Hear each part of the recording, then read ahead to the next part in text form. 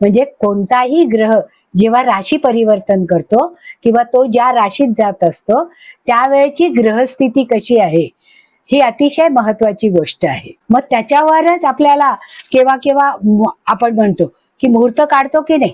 म्हणजे मीन राशीत जेव्हा हा सूर्य आता भ्रमण करतोय पहा, म्हणजे आता मीन राशीमध्ये 5 ग्रहांचं कोंडाळं झालेलं आहे पहा.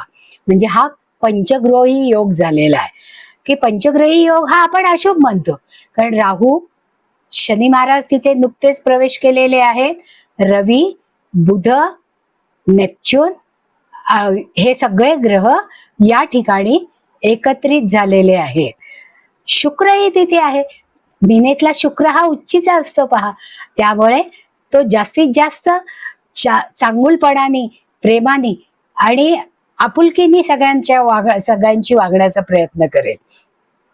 आणि जेव्हा शनी महाराज तिथे जातील, शनी महाराज आणि शुक्र मित्र आहे पहा, पण तिथेच राहू महाराजही आहेत आणि रवी पण आहे. म्हणजे रवी काय सांगतो की सरळ चाला, नेमात चाला, नियमित राहा आणि सातत्याने काम करत राहा. आणि शनी महाराज काय म्हणतात, जमिनीवर पाय ठेवून हळूहळू का होईना पण काम सातत्याने करा. त्यामुळे जेव्हा हे कार्याला प्रेरित करणारे बरेचसे ग्रह एकत्र आलेले आहेत त्यावेळेस ते आपला आपला प्रभाव दाखवणारच आहे ना. म्हणजे या गोचर ग्रहणामध्ये नेमकं यावेळेस ग्रहणही आलेलं आहे. मग ग्रहण हे अशुभ मानतो आपण. मग जर ग्रहण इथे आलेलं आहे तर कुठल्या तरी ग्रहाचं चांगली फळं मिळणार आहेत, कुठल्या तरी ग्रहाची वाईट फळं मिळणार आहेत. आता कालपुरुषाच्या कुंडलीमध्ये दशमस्थान आणि लाभस्थान हे शनी महाराजांच्या आधिपत्याखाली दिलेलं आहे पहा. म्हणजे कर्म करा आणि त्याचा लाभ घ्या असं शनी महाराज सांगतात.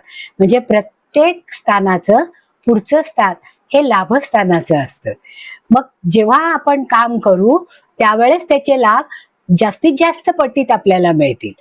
आता शनी महाराज एकादश भावाचे स्वामी आहेत. मग आता जेव्हा त्यांनी मीनेमध्ये प्रवेश केला तेव्हा मोठा भाऊ, सरकार, समाज यापासून तर लाभ होतीलच होतील.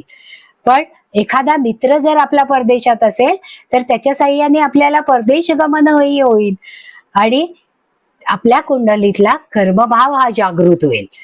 परदेशात गमन करून योग्य स्थिती आणून तिथे आपण जर काम केलं तर जास्तीत जास्त पैसा मिळेल. आणि आयात निर्यातीसारखी कामामध्ये सुद्धा शनी महाराज या उलाढाली करण्यासाठी जास्तीत जास्त परिश्रम आपल्याकडनं करून घेतात.